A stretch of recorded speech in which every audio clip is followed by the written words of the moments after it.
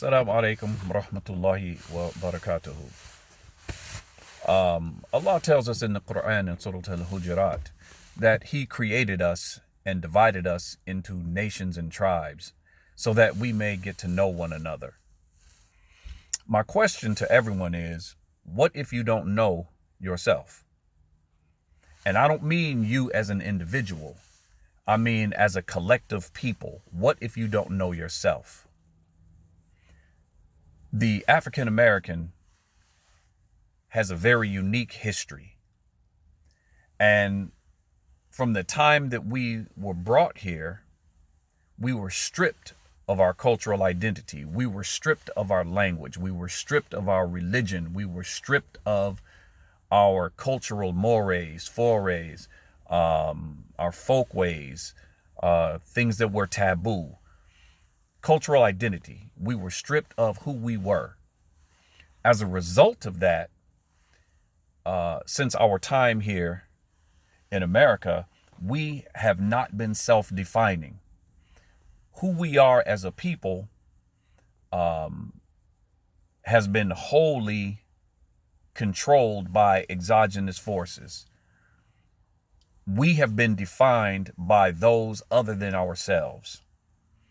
Many times demonized, vilified. Mass media, movies, proliferates and pushes and promotes negative images of us. We don't control our own narrative on a large scale as far as what's being put out in the media, what's being put out for us in the world, our image, how we are viewed. We don't really control that because we don't control mass media. And this is a problem. Through my travels, I've traveled to a lot of countries. And I've gotten some really strange questions, some very demeaning and degrading questions in reference to African Americans, who we are, our culture, the whole nine. I've gotten some very, I had an Egyptian brother, and I understand that he didn't know any better. And you have to ask yourself, where did he even learn this terminology? But he approached me one day and he said, "Akhi, can I ask you a question?" I said, "Yes." He said, "Tell me about the niggers in America." I've come into contact with Muslims in other countries. The first question, can I rap? Have I ever been to jail? Do I play basketball? This is because this is what they see of us. We don't control our own narrative. In 1971, Dr. William Cross created a racial identity model called negrescence. And negrescence breaks down the stages of development of racial identity. And he broke it down into 5 stages. And I won't get into the details of the stages right now. But the African American needs to get to the point of self-definition, of self-defining their own agency, controlling that narrative. As far as the African American Muslim is concerned,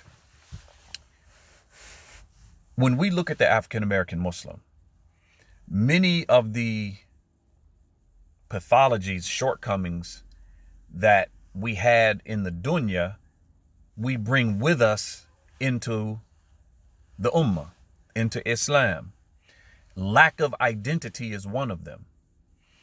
When you see a brother who is connected to whatever group he connects himself to, he tends to take on the persona, the style of dress, the cuisine, sometimes the mannerisms of that group.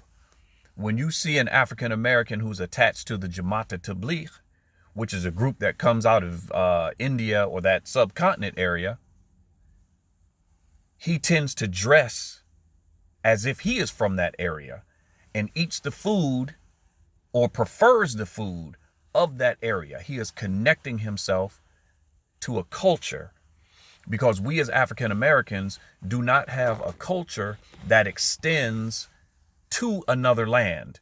We don't have a culture as a collective that extends past the borders of America, a culture that we can look to and say, this is ours. This is what we're supposed to be doing. This is our language. These are our cultural norms. This is where we developed a collective efficacy for the community. We don't have that. When a brother comes from Nigeria, who he is already determined.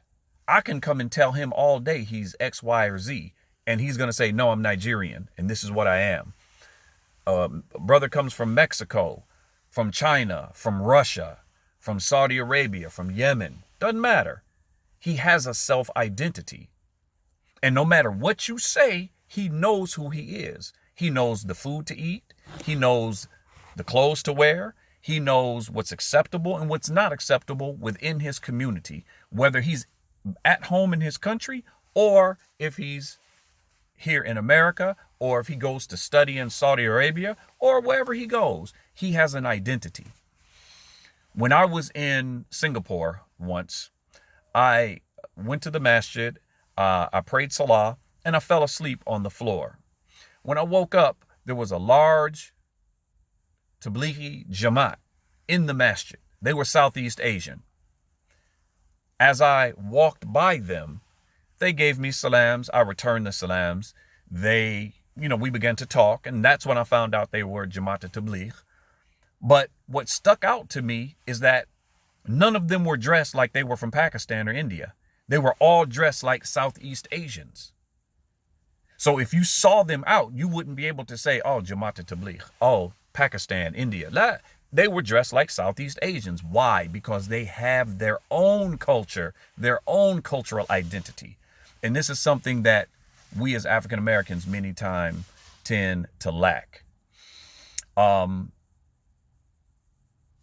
As I mentioned before, William Cross, his negrescence model of